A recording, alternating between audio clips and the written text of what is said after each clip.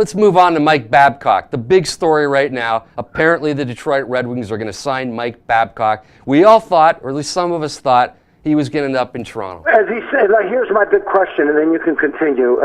Phil, how many times have you heard in your life, how many times have you heard in your hockey career, and I asked Billy Watters too, where they say the coach's job is secure and he gets fired?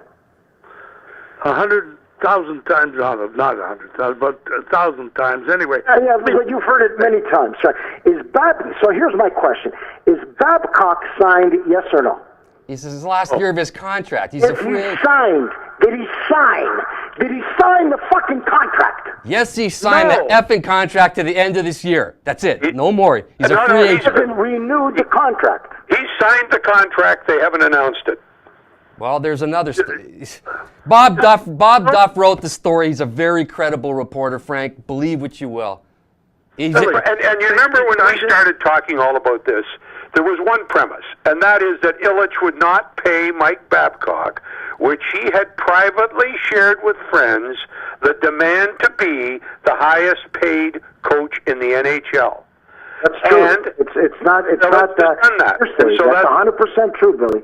Well, it's coming up to Christmas time, and I got to believe this is what they want to do before Christmas. The perfect time to do it. But I want to try to tell you, Perry, without arguing with you, before the holidays, is that there's always rumors. You hear people say, we'll never, we're going to sign a coach, and then he leaves. We're never going to sign a coach. So I'll believe it when I see it. When it's officially announced that Babcock signed. I'm telling you, Frank, the guy that wrote the story is about as good as it gets. He's gold. You don't put that stuff out there. I'm not gonna anybody. A guy named his name is Bob Duff. He's from the Windsor Star. Wrote the book with Johnny Bauer. He knows what he's talking about. When you say stuff, but what I'm going to tell you is this: I've heard from some very good people that Babcock has not signed. That they've offered him the sky, the sun, the moon, and a Twinkie to sign with Detroit, and he's not signed yet. So I will wait until it's official. I apologize. I agree with you, Perry. I think when you say stuff, you don't say stuff just out of your ass. You're very reputable. I believe from great people, and I'm not going to call them out, from people in the hockey world that have been very good to me and given me good information, Babcock has not signed officially with the Detroit Red Wings. All I can tell you, an extension. All right, let Phil. What's your opinion, Phil? We've heard Frank. Phil, what's your opinion? My opinion is that I heard from some guys that are very, very close to the Detroit organization that he's been offered the most amount of money ever paid to a coach, but he has not signed yet. And Bill, your opinion is he has signed it; they just haven't announced it. No, I'm basing mine on the premise that Bob Duff is very reputable, and he's been given this story by Ken Holland.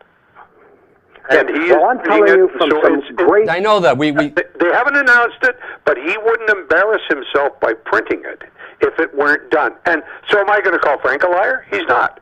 Like as Phil said, he's got information that's not signed. I'm telling you... Phil's got the same information as I got, that Mr. Babcock is very well respected by the Detroit Red Wing organization, a great franchise, great corporation that has honored their fans by giving them a competitive team every year, that Mr. Babcock has not inked a deal yet. Well, if it was inked, they would have announced it. So, of course, he hasn't signed it yet. Here's my logic, Perry, and then you can respond or rebuttal what you've done since our relationship started many years ago. Here's my rebuttal. Babcock is very close to Shanahan. They have a huge amount of respect for each other, and they have a great relationship, from what I hear. I don't know that personally. I don't have a beer with them and talk about it, but that's what I've heard. And Shanahan has got carte blanche in Toronto. They said the only way he took the deal, from what I'm again regurgitating what's been written, the only way he took the job in Toronto was if they gave him full reign where he can make his own decisions. And I believe unequivocally that Babcock. The only thing that I've been wrong about so far is, but I'm not wrong yet because there's a couple of weeks away from Christmas. I said that Randy Carlyle was not going to survive if the Leafs kept playing like they were playing terribly before they've gone 7 straight, that he would not last before Christmas. So they've saved his ass. But I believe that Babcock is coming to Toronto. And I could be wrong. Well, we'll hold this conversation if it happens in 2 weeks from now. You know what? I don't think this thing's going to drag on for another month. Bob Duff put it out there. It's going to happen sooner than later. You know what we have to do, Perry, is we've got to return to it. If you're wrong and Frank is right, we'll return to it. And there'll be no equivocation from anybody. We know who said it was done. We know who said it wasn't done. And we're not offending either Phil or Frank. No, I don't know. All I know is everything that Perry says. I'm just saying, Billy, that he doesn't write that. There has been no announcement that they've re-signed the coach of the Detroit Red Wings, Mr. Babcock. There has absolutely been. All right, Phil. What's your opinion on it? Phil, go ahead. This conversation. Go ahead. Overtop of me. Let me finish my thought. If he wants to speak. Phil Esposito said that he's heard over 1,000 times. He's being facetious. Let's say 600 times, 700 times, where they'll make an announcement about a coach and then they cut his throat or they sign him, right? So propaganda is very popular in the NHL, not just in war times, right, Phil? There's a lot of propaganda and psychological warfare in the NHL. Yes or no, Phil? Here's what I was told. He was offered a contract, big money, like the most in the league. He has not agreed to it yet. From what I was told from a very, very reliable source, and it wouldn't be hard to figure out who it is, Bill, that he said, no, I just don't want to worry about that right now. He says that's a very generous offer. I love Detroit.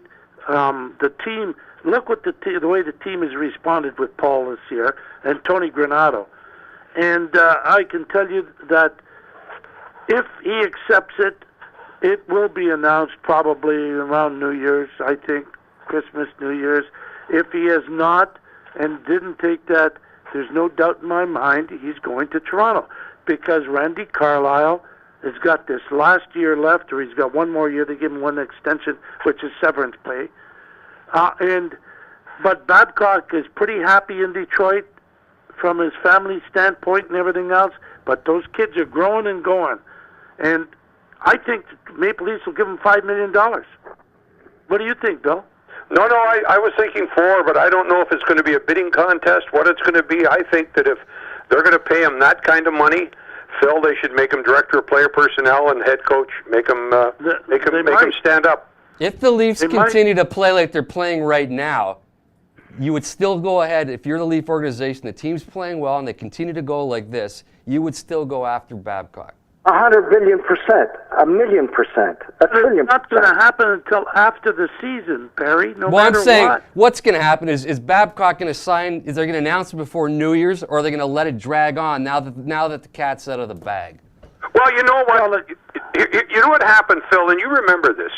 Pat Quinn was coaching the Los Angeles Kings, and he agreed to become the general manager and president of the Vancouver Canucks, and he got caught. Yep. And he had to go to Vancouver. He had to resign from, and this is what Babcock is definitely afraid of. And didn't this happen with Mike Keenan? When Mike Keenan was with the Rangers, did the exact same thing not happen? He had already signed with St. Louis. During the season, though. Yeah. During the season, Perry. Was he? This was during the season, and in fairness to Pat felt that as coach he was one thing, as general manager and president he was another. So he wasn't in conflict. That's not the case. And I know that Babcock knows that he can't do that.